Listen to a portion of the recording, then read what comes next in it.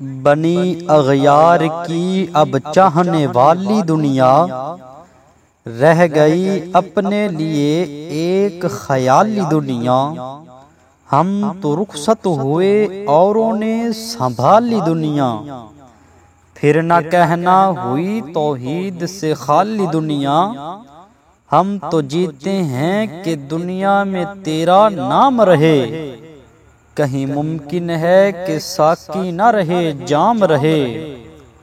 تو سامعین محترم، آئیے تشریح سماعت فرمائیں۔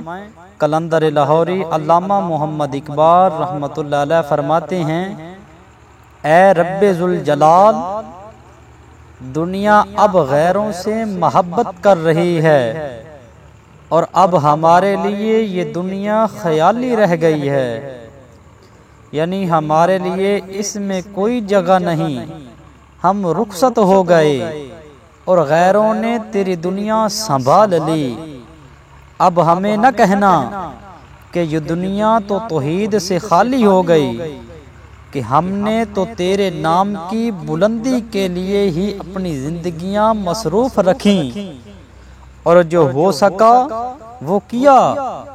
تو ہی بتا یہ کس طرح ممکن ہے کہ ساقی تو نہ ہو اور جام رہے، اور مالک اگر مسلمان قوم نہ رہے گی تو توحید بھی نہیں رہے گی۔